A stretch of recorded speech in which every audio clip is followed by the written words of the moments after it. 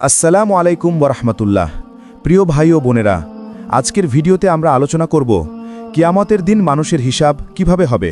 কিয়ামতের দিন প্রতিটি মানুষের কাজের বিস্তারিত হিসাব নেওয়া হবে। আল্লাহ তাআলা এমন এক ন্যায়পালক হিসাব গ্রহণ করবেন যা মানব জীবনের প্রতিটি কাজ, কথাবার্তা, নকল, উদ্দেশ্য, ইবাদাত, দান সব কিছুর প্রতিফলন হবে। এই হিসাব কোনো ভুল হবে না, কোনো কিছু বাদ থাকবে না। আল্লাহর সামনে প্রতিটি কাজ নির্দিষ্টভাবে প্রকাশিত হবে। রাসূলুল্লাহ সাল্লাল্লাহু আলাইহি ওয়াসাল্লাম বলেছেন, কিয়ামতের দিনে প্রতিটি মানুষ তার কাজের জন্য দায়বদ্ধ হবে। এমনকি সে যে পাতা বা বীজ বপন করেছে সেই কাজও তার দায়বদ্ধতার আওতায় থাকবে।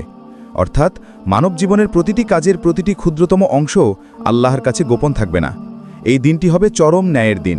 কখনো মানুষের আত্মা ঘৃণিত হোক বা প্রিয় হোক, আল্লাহ সেই অনুযায়ী বিচার করবেন। কিয়ামতের দিনে মানুষকে তার বই বা হিসাবপত্র দেওয়া হবে।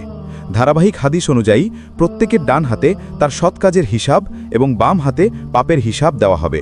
যারা তাদের সৎ কাজের হিসাব হাতে পাবে তারা জান্নাতের দিকে এগিয়ে যাবে এবং সুখী হবে, আর যারা পাপের হিসাব হাতে পাবে তারা চরম দুশ্চিন্তায় ভুগবে। এই সময় মানুষ বুঝবে ছোট থেকে বড় সব কাজই আল্লাহর কাছে গুরুত্বপূর্ণ। তাই কিয়ামতের দিন কোনো কিছুই গুরুত্বহীন নয়। হাদিসে আরও বলা হয়েছে, কিয়ামতের দিনে মানুষ তার জীবনের প্রতিটি কাজের প্রতিফলন দেখতে পাবে। নিজের হাত, চোখ, পা, কথা, অর্থের ব্যবহার, প্রতিটি কাজের হিসাব নেওয়া হবে। মানুষের চারপাশে তার সব কাজের রেকর্ড এবং প্রমাণ উপস্থিত থাকবে। কখনো কেউ অন্যের দায়ে এড়াতে পারবে না। প্রতিটি কাজের ন্যায্যতা আল্লাহই নির্ধারণ করবেন। কিয়ামতের দিনে মানুষকে তার কল্পনা করা ও অজান্তে করা কাজেরও হিসাব দিতে হবে। কখনো কেউ ভাবতেও পারবে না যে তার ছোট কাজ, যেমন অন্যকে সাহায্য করা, দান দেওয়া, সত্য বলা বা অন্যকে শান্ত করা, সবই আল্লাহর কাছে হিসাবের আওতায় আসবে। এজন্য আমাদের প্রতিদিনের জীবনকে আল্লাহর সন্তুষ্টি অর্জনের পথে পরিচালিত করা অত্যন্ত গুরুত্বপূর্ণ।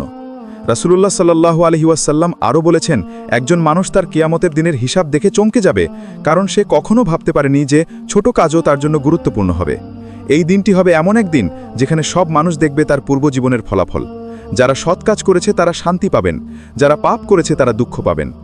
প্রিয় ভাই ও বোনেরা, তাই আমাদের উচিত আজ থেকেই আমাদের প্রতিটি কাজ, কথা ও চিন্তা আল্লাহর সন্তুষ্টি অর্জনের জন্য ব্যয় করা।